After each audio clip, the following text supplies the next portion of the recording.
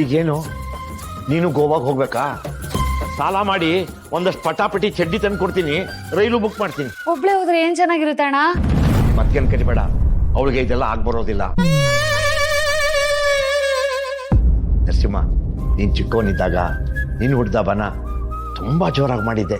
ಮನೆ ಮುಂದೆ ಶಾಮಿಯಾನ ಹಾಕಿ ಊರವ್ರಿಗೆಲ್ಲ ಕರೆದು ಊಟ ಹಾಕಿ ನೀನು ಹುಡ್ದಬ್ಬ ಆಚರಣೆ ಮಾಡಿದ್ದೆ ಕಣೋ.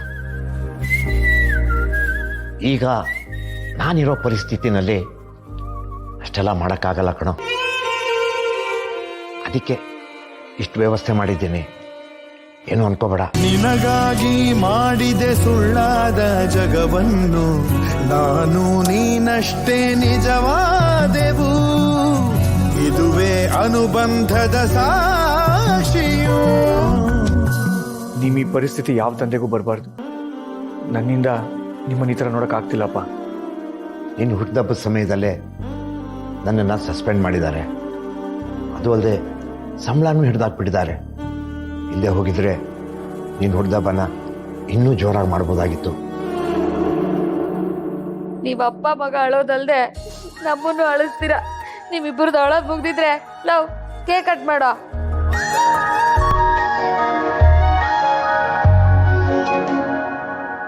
ನಗುತ್ತಾ ನಗುತ್ತಾ ಬಾಳು ನೀನು ನೂರು ವರ್ಷ.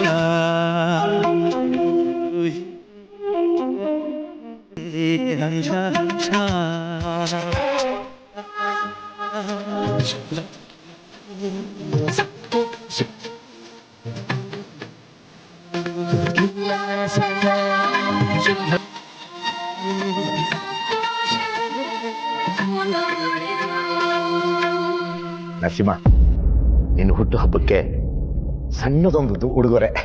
ಇಷ್ಟೊಂದೆಲ್ಲ ಮಾಡಿದ್ಮೇಲೆ ಇದ್ಯಾಕಪ್ಪ? ನರಸಿಂಹ ಹಬ್ಬಕ್ಕೆ ಹೊಸ ಬಟ್ಟೆ ತರಲೇಬೇಕು ಅಂತ ಫೋನ್ ಮಾಡಿ ಹೇಳಿದ್ಲು ಕಣೋ. ಅವಳು ಹೇಳಿದ್ಮೇಲೆ ತರದೇ ಇರೋಕ್ಕಾಗತ್ತಾ? ಇನ್ನೇನಪ್ಪ, ಇರೋ 4 ಬಟ್ಟೆನೇ ಹಾಕೊಟ್ಟಿರ್ತೀಯ.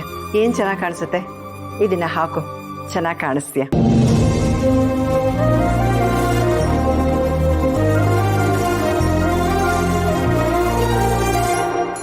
ಗುಂಡು ಬಿದ್ದಿದೆ ಅಂತ ಹೇಳಿದ್ರೆ ಗಾಬರಿ ಆಗಲ್ವೇನ್ರಿ ಅವರು?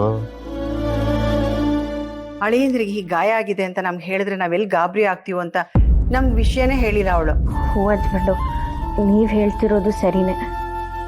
ನನ್ನ ಪಾಲಿಗೆ ನೀವು ದೇವ್ರಾಗಿ ಬಂದಿದ್ದೀರ. ಅಪ್ಪ ಅಮ್ಮನ ಪಾಲಿಗೆ ಒಳ್ಳೆ ಹಳ್ಳೆ ಆಗಿದ್ದೀರ. ಅಣ್ಣನ ಪಾಲಿಗೆ ದೇವ್ರಂತ ಭಾವ ಆಗಿದ್ದೀರ. ಹೆಣ್ಣಿನ ಮನೆಯವ್ರಿಗೆ ಇದಕ್ಕಿಂತ ಇನ್ನೇನು ಬೇಕು? ನೀವು ನನ್ನನ್ನು ಹೆಂಡತಿಯಾಗಿ ಒಪ್ಕೊಂಡಿಲ್ಲ ಅಂದ್ರೂ ನನ್ನ ಬಗ್ಗೆ, ನನ್ನ ಮನೆಯವ್ರ ಬಗ್ಗೆ ಎಷ್ಟು ಕಾಳಜಿ ಇದೆ ನಿಮಗೆ. ಅಪ್ಪ ಅಮ್ಮ ನನಗೆ ಹುಡುಕಿ ಮದುವೆ ಮಾಡಿದಿದ್ರು ನಿಮ್ಮಂಥ ಹಳ್ಳಿ ಅವ್ರು ಸಿಗ್ತಿರ್ಲಿಲ್ಲ. ನಮ್ಮ ಅಪ್ಪ ಅಮ್ಮ ನನ್ನ ಮನೆಯವ್ರ ಮೇಲೆಲ್ಲ ನೀವು ಇಟ್ಟಿರೋ ಪ್ರೀತಿಗೆ ನಾನು ಯಾವಾಗಲೂ ಋಣಿಯಾಗಿರ್ತೀನಿ ಹಚ್ಬಿಂಡ. ತುಂಬ ಹೊಗಳಬೇಡ್ರಿ, ನಿದ್ದೆ ಬರಲ್ಲ. ನನ್ನಲ್ಲಿರೋ ಒಳ್ಳೆತನಕ್ಕೆ ನೀವು ಕಾರಣನೇ. ನಿಮ್ಮಲ್ಲಿರೋ ಸಿಂಪ್ಲಿಸಿಟಿನೇ ನಾನು ನಿಮ್ಮ ಮನೆಯವ್ರಿಗೆ ಹತ್ರ ಆಗೋ ಥರ ಮಾಡಿರೋದು. ಇದೇನೋ ಈ ವಿಡಿಯೋ ಸಂಜನಾ ಇದ್ದಾಗಿದೆ? ಸಂಜನಾ ವಿಡಿಯೋ ಇದ್ದಾಗಿದೆ ಅಲ್ಲ, ಅವಳದೇ ವಿಡಿಯೋ. ಯಾಕೆ ಸಂಜನಾ ಅದಕ್ಕೆ ನಿಮ್ಮ ಮನೆಗೆ ಬಂದಿದ್ದು ಹಿಂಗೆ ಗೊತ್ತಿಲ್ವಾ? ನಮ್ಮನೆಗೆ ಬಂದಿಲ್ಲ. ಯಾವಾಗ್ರೋ? ಮಾವ, ನಿಮ್ಮ ಹತ್ರ ಸ್ವಲ್ಪ ಮಾತಾಡಬೇಕಿತ್ತು. ಅದೇನು ಮಾತಾಡಮ್ಮ? ಅದು ಸರಿ, ಬಾ.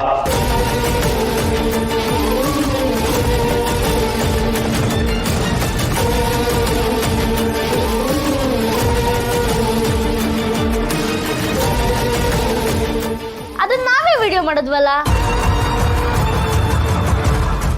ನಿಮಗೆ ಗೊತ್ತಿರೋ ಹಾಗೆ ನಮ್ಮಪ್ಪ ಲಂಚದ ಕೇಸಲ್ಲಿ ಸಿಕ್ಕಾಕೊಂಡಿದ್ದಾರೆ. ಹೇಗಾದ್ರೂ ಮಾಡಿ ಅವ್ರನ್ನ ಬಿಡಿಸ್ಬೇಕು. ಮಾವ, ಈ ತಪ್ಪನ್ನ ನಾನೇ ಮಾಡಿದ್ದು ಅಂತ ನೀವು ಒಪ್ಕೊಂಡ್ರೆ ಅಪ್ಪನ್ನ ಹೊರಗಡೆ ಕರ್ಕೊಂಡು ಬರ್ಬೋದು. ಹೇಳಿದ್ರು ಅನ್ನೋ ಮಾತ್ರಕ್ಕೆ ನೀನ್ ಯಾಕಮ್ಮ ಚಾಲೆಂಜನ್ನು ಒಪ್ಕೊಂಡೆ? ಕಿರು ನಿನ್ನ ಫ್ರೆಂಡ್ ತರ ನೋಡ್ತಾ ಇದ್ರು, ಅವನು ನಿನ್ ಜೊತೆ ಚೆನ್ನಾಗಿ ಸಂಸಾರ ಮಾಡ್ಕೊಂಡು ಹೋಗ್ತಿದ್ದಾನಲ್ಲ. ಅಂಥದ್ರಲ್ಲಿ ನಿನ್ನನ್ನು ನೀನು ಪ್ರೂವ್ ಮಾಡ್ಕೊಳ್ಳೋ ಅವಶ್ಯಕತೆ ಏನಿತ್ತು? ಹೌದು ದೀಪ, ಈಗ ನೀನು ದಿಶಾ ಅಂತ ಅಪ್ಪಂಗೂ ಗೊತ್ತಾಗಿದೆ. ಅವರು ನಿನ್ನ ಸಪೋರ್ಟಿಗೆ ನಿಂತಿದ್ದಾರೆ.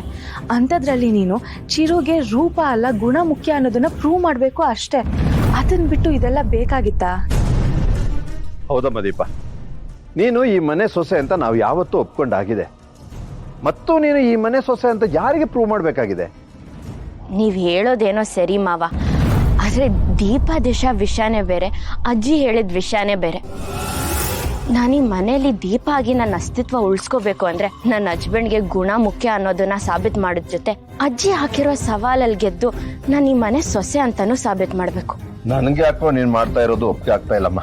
ಸುಮ್ಮನೆ ನಿನ್ನ ಮೈ ಮೇಲೆ ನೀನೇ ಸಮಸ್ಯೆಗಳನ್ನ ಎತ್ತಾಕೋತಾ ಇದೆಯಾ. ಏನು ಇಬ್ರು ಸೇರ್ಕೊಂಡು ದೀಪ ಅವ್ರಿಗೇನೋ ಬುದ್ಧಿ ಹೇಳೋ ಥರ ಕಾಣಿಸ್ತದೆ.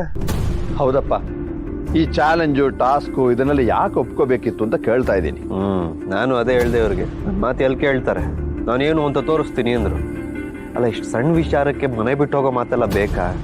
ಯಾಕೆ ಹಸ್ಬೆಂಡು, ನಾನೆಲ್ಲಿ ಸೋತು ಈ ಮನೆಯಿಂದ ಆಚೆ ಹೊಟ್ಟೋಗ್ತೀನಿ ಅಂತ ಯೋಚನೆ ಆಗ್ತಿದ್ಯಾ? ಹಂಗೇನಿಲ್ಲ, ನೀವು ಚಾಲೆಂಜ್ ಮಾಡಿದ್ರೆ ಗೆಲ್ಲೋವರೆಗೂ ಬಿಡೋಲ್ವಲ್ಲ, ಆ ಭಯ. ಓ, ನಾನು ಎಲ್ಲಿ ನಿಮ್ಮ ಅತ್ತಿಗೆ ವಿರೋಧ ಗೆದ್ಬಿಡ್ತೀನಿ ಅಂತ ಭಯನಾ? ಹಂಗೇನಿಲ್ಲ, ನಿಮ್ಮಿಬ್ರಲ್ಲಿ ಯಾರು ಗೆದ್ರು ಖುಷಿನೇ. ಆದ್ರೆ ನಿಮ್ಮಿಬ್ರ ಮಧ್ಯೆ ಈ ಕಾಂಪಿಟೇಷನ್ ಎಲ್ಲ ಬೇಕಾ? ಅಲ್ಲ ಹಸ್ಬೆಂಡು, ನನ್ಗೆ ಹೇಳ್ತಿರೋ ಮಾತನ್ನೇ ನಿಮ್ಮ ಅತ್ತಿಗೆಗೆ ಹೋಗಿ ಹೇಳಿ. ಅದ್ ನೀವ್ ಹೇಳಲ್ಲ ಅಂತ ನಂಗೆ ಚೆನ್ನಾಗಿ ಗೊತ್ತು. ನಿಮ್ ಅತ್ತಿಗೆ ಮಾತ್ರ ಸವಾಲ್ ಒಪ್ಕೋಬಹುದು, ನಾನು ಒಪ್ಕೋಬಾರ್ದಾ? ನೋಡಿ ಹಸ್ಬೆಂಡು, ನಾನ್ ಇದ್ರಲ್ಲಿ ಸೌಂದರ್ಯ ಮೇಡಮ್ನ ಸೋಲ್ಸ್ಬೇಕು, ನಾನ್ ಗೆಲ್ಬೇಕು ಅಂತ ಏನೂ ಇಲ್ಲ. ಅವ್ರ ಈ ಮನೆಗ್ ತಕ್ಕ ಸೊಸೆ, ಹಾಗೆ ನಾನು ಮನೆಗೆ ಒಳ್ಳೆ ಸೊಸೆ ಅಂತ ಎಲ್ರಿಗೂ ಸಾಬೀತು ಮಾಡ್ಬೇಕು ಅಷ್ಟೇ. ಸರಿ ಬಿಡಿ, ಒಟ್ನಲ್ಲಿ ನೀವು ನನ್ನ ಮಾತು ಕೇಳಲ್ಲ, ಅದಕ್ಕೆ ಅವ್ರು ಅನ್ಕೊಂಡಿದ್ದನ್ನು ಮಾಡದೇ ಬಿಡಲ್ಲ.